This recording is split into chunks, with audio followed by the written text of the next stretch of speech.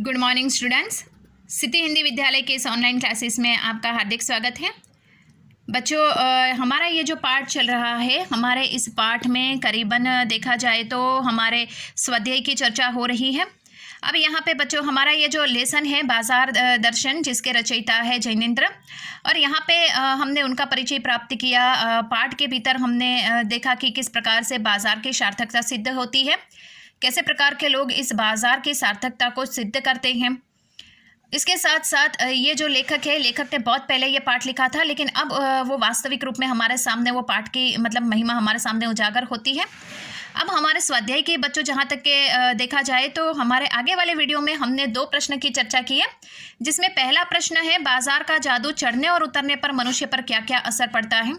तो उसमें हमने देखा कि 6 मुद्दे थे। वो 6 के 6 मुद्दे हमने लिखने हैं कि अनावश्यक वस्तु को लेकर आता है, समय बर्बाद करता है, वस्तु होने पर भी वो वस्तु को खरीदता है, जो वस्तु उसके पास वो खरीद कर लेकर आता है वो आगे चलकर उसके लिए ज़रूरी नहीं होती, जो वस्तु वो खरीद कर लाता है वो आगे चल के उसकी ही खुशियों में खलल पहुंचाते हैं। ये सारे मुद्दे हमने देखे। दूसरा प्रश्न हमारा था बाजार में भगत जी के व्यक्तित्व का कौन सा पहलू उभर कर सामने आता है। तो उसमें हमें लिखना है कि बाजार उनको आकर्षित नहीं कर पाता है, वो उतनी ही वस्तु की खरीदी करने के लिए बाजार की ओर आते हैं और लेकर वापस चले जाते हैं। कोई भी अच्छी सी दुकान भी उनको आकर्षित नहीं कर पाती है, कोई भी वस्तु उनको आकर्षित नहीं कर पाती है। वो बाजार में शांति बनाए रखते हैं, वो ज़्यादा वस्तुओं का संग्रह नहीं करते हैं। तो इस प्रकार से वो अपने व्यक्तित्व के आधार पे बाजार में समाज में शांति स्थापित करने में मददगार होते हैं। अब बच्चों हमारा तीसरा प्रश्न यहाँ से है कि बाजारूपन से क्या तात्पर्य है, किस प्रकार के व्यक्तित्व बाजार की सार्थकता प्रदान करते हैं अथवा बाजार की सार्थकता किस में है। तो उसमें हम देखते हैं कि बाजारूपन से तात्पर्य यह है कि बाजार में बिकने वाली वस्तुओं की चमक दमक के प्रभाव में आकर निरर्थक वस्तुओं की खरीदी करना। जब सामान्य बेचने वाला बेकार की चीज़ों को आकर्षक बनाकर बेचने लगते हैं और निरर्थक वस्तुओं की खरीदी देखने व ताकत के आधार पर होने लगती है, तब बाजार में बाजारूपन आ जाता है। क्रय शक्ति से संपन्न खाली मन वाले व्यक्ति बाजारूपन को बढ़ाते हैं। जो विक्रेता ग्राहकों का शोषण नहीं करते, छल कपट से ग्राहकों को लुभाने का प्रयास नहीं करते, साथ साथ जो ग्राहक अपनी ज़रूरत भर की ही चीज़ों को खरीदते हैं, वे लोग बाजार को सार्थकता प्रदान करते हैं। ज़रूरत का सामान मिलने पर बाजार सार्थक हो जाता है। इस प्रकार हम कह सकते हैं कि मनुष्य की आवश्यकताओं की पूर्ति करने में ही बाजार की सार्थकता है और अपने आवश्यकताओं के अनुसार सामान खरीदने वाले व्यक्ति बाजार को सार्थकता प्रदान करते हैं। तो बच्चों यहाँ पे ये जो तीसरा प्रश्न है, ये तीसरे प्रश्न में मैंने जो ये कहा है वो आपको लिखना है। वापस अगर चाहो तो मैं दोहरा सकती हूँ कि तीसरे प्रश्न के उत्तर में हमें क्या लिखना है कि सबसे पहले तो बाजारूपन की सार्थकता ही बाजार में बिकने वाली वस्तुओं की चमक दमक के प्रभाव में आकर निरर्थक वस्तुओं की खरीदी करना होता है। जन सामान्य बेचने वाले बेकार की चीज़ों का आकर्षण बनकर बेचने लगते हैं और निरर्थक वस्तुओं की खरीदी देखने व ताकत के आधार पर होने लगती है, तब बाजार में बाजारूपन आ जाता है। क्रय शक्ति के संपन्न खाली मन वाले व्यक्ति बाजारूपन को बढ़ाते हैं। जो विक्रेता ग्राहकों का शोषण नहीं करते, छल कपट से ग्राहकों को लुभाने का प्रयास नहीं करते, साथ साथ जो ग्राहक अपनी ज़रूरत भर की भी चीज़ों को खरीदी करता है, वे लोग बाजार की सार्थकता प्रदान करते हैं। ज़रूरत का सामान मिलने पर बाजार सार्थक हो जाता है। इस प्रकार हम कह सकते हैं कि मनुष्य की आवश्यकताओं की पूर्ति करने में ही बाजार की सार्थकता है और अपनी आवश्यकताओं के अनुरूप सामान खरीदने वाले व्यक्ति बाजार को सार्थकता प्रदान करते हैं। तो बच्चों ये प्रश्न हमें ये जो मैंने अभी आपको बताया वो जवाब आपको तीसरे प्रश्न में लिखना है। चौथे प्रश्न की चर्चा करते हैं कि बाजार किसका लिंग, जाति, धर्म या क्षेत्र नहीं देखता, वह देखता है सिर्फ उसकी क्रय शक्ति को। इस रूप में वह एक प्रकार से सामाजिक क्षमता की भी रचना कर सकता है। आप इसमें कहाँ तक सहमत है? तो यहाँ पे बच्चों ये प्रश्न जैसे कि हमें पूछा गया है कि भाई बाज़ार जो होता है वो इंसान को नहीं देखता, यहाँ पे इंसान की शक्तियों को नहीं देखता, यहाँ पे तो किस प्रकार से वो कार्य करता है। वो धर्म जाति लिंग क्षेत्र कुछ नहीं देखता है। तो किस प्रकार से यहाँ पे बाज़ार की सार्थकता सिद्ध होती है वो हमें यहाँ पे बताना है।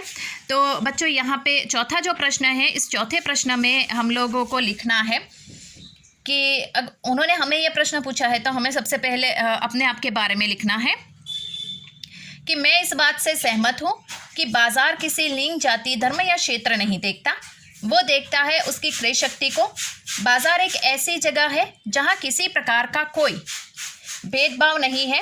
बच्चे से लेकर बूढ़े तक, हिंदू मुसलमान सिख ईसाई या अन्य धर्म के लोग, ऊंच या नीच कोई भी हो, समाज और बाजार सबके लिए खुला है। जिसमें जितनी क्रय शक्ति हो वह उसके अनुसार वस्तु की खरीदी कर सकता है। जीवन के हर क्षेत्र में शिक्षा, आवास, राजनीति, धर्मस्थल, नौकरी आदि में भेदभाव, जातिवाद आदि देखने को मिलते हैं, किंतु बाजार में नहीं। अतः बाजार एक तरह से सामाजिक समानता को बढ़ाता है। उसका उद्देश्य है सामान बेचना। ठेल लेने वाला कोई भी हो, उसे फर्क नहीं पड़ता। बाजार वास्तव में सामाजिक क्षमता की रचना कर सकता है। तो यहाँ पे बिल्कुल सही बात हमें बतानी है, हम इस बात से सहमत है। तो क्यों? क्योंकि बाजार धर्म जाति लिंग समाज नहीं देखता है। क्यों? क्योंकि उसको तो अपनी चीज़ें बेचनी है। तो वो कोई भी धर्म का हो, कोई भी जाति का हो, कोई भी मतलब स्त्री हो, पुरुष हो, कोई भी बच्चा हो, बूढ़ा हो, कोई भी खरीद सकता है। तो बाज़ार तो सबके लिए खुला है। इसके लिए हम इस बात से बिल्कुल सहमत हैं। ये चीज़ खरीदने के लिए हमें ये जाति का होना, ये चीज़ खरीदने के लिए सिर्फ औरतें ये चीज़ खरीद सकती, ये चीज़ खरीदने के लिए सिर्फ बूढ़े इंसान ही ये चीज़ खरीद सकते हैं, ये चीज़ खरीदना मतलब बच्चे ही खरीद, ऐसा कुछ नहीं होता। बाज़ार की कोई भी चीज़ें यहाँ पे समान रूप से हर कोई इंसान खरीद सकता है। तो वापस मैं एक बार ये प्रश्न का, चौथे प्रश्न का उत्तर मैं वापस एक बार दोहरा रही हूँ। बच्चों ध्यान दीजिएगा ताकि लिखने में आपको सरलता हो। तो हमें इसमें लिखना है कि मैं इस बात से सहमत हूँ कि बाजार का एक लिंग जाति धर्म या क्षेत्र नहीं देखता, वो देखता है उसकी क्रय शक्ति को। बाजार एक ऐसी जगह है जहाँ किसी प्रकार का कोई भेदभाव नहीं है।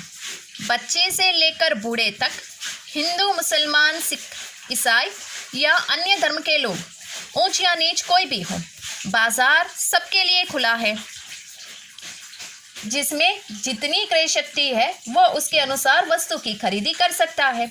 जीवन के हर क्षेत्र में शिक्षा, आवास, राजनीति, धर्मस्थल, नौकरी आदि में भेदभाव, जातिवाद आदि देखने को मिलते हैं, किंतु बाजार में नहीं।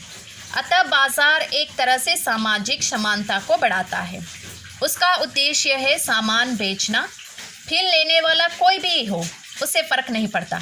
बाजार वास्तव में सामाजिक क्षमता की रचना कर सकता है। तो बच्चों यहाँ पे ये जो चौथा प्रश्न है, चौथे प्रश्न में हमें इस प्रकार से लिखना है। अब यहाँ पे पांचवा प्रश्न है, उसको भी बच्चों हम यहाँ पे साथ में ही ले लेते हैं। आप अपने तथा समाज में कुछ ऐसे प्रसंग का उल्लेख करें। कौन कौन से प्रसंग का उल्लेख करना है?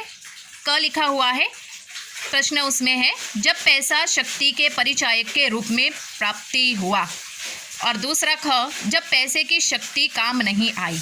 मतलब आपको पैसे के दो प्रकार बताने हैं। जैसे कि पैसे के दो प्रकार यानी कि यहाँ पे ऐसे नहीं कि वो सिक्कों में होता है और नोट में होता है। समझ में आया?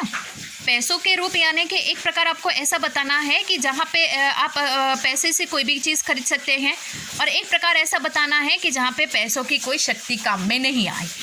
तो आपके खुद के जीवन में भी ऐसा कोई अनुभव होगा, तो हमें वो लिखना है। तो जैसे क होता है, क में हम क्या लिख सकते हैं? जवाब सुनिएगा।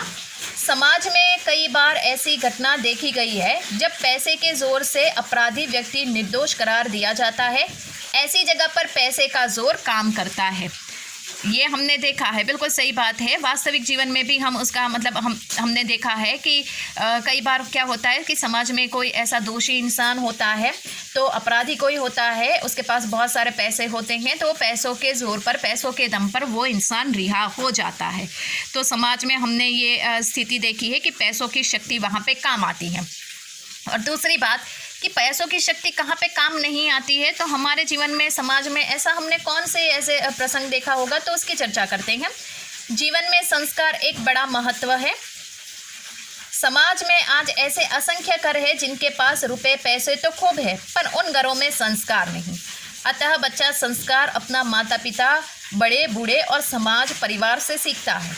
यहाँ पैसा देकर संस्कार नहीं सीखा जा सकता।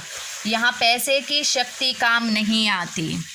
देखा, ये वस्तु बिल्कुल सत्य है कि भाई पैसों से हम ईमानदारी नहीं खरीद सकते, पैसों से हम सुख चैन नहीं खरीद सकते, पैसों से हम यहाँ पे जैसे संस्कार नहीं खरीद सकते। तो ऐसे भी समाज में बहुत सारे घर हैं जिनके पास मतलब पैसा, धन दौलत बहुत कुछ होता है, लेकिन वहाँ पे देखें तो उनके पास क्या संस्कार, और बच्चों को ये संस्कार ज़्यादातर देखें तो अपने माता पिता, परिवार, बूढ़े इंसान, उनके आसपास के जो यहाँ पे स्थिति होती है, अर्थात जिस शिक्षकों से यहाँ पे उसको ये सीखने को मिलते हैं, लेकिन संस्कार, लेकिन यहाँ पे क्या मतलब पैसे के दम पर संस्कार नहीं खरीदे जा सकते।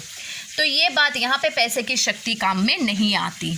ठीक है, जैसे कि नींद, सुख, चैन, ये ईमानदारी, ये सब पैसे से नहीं खरीदा जा सकता।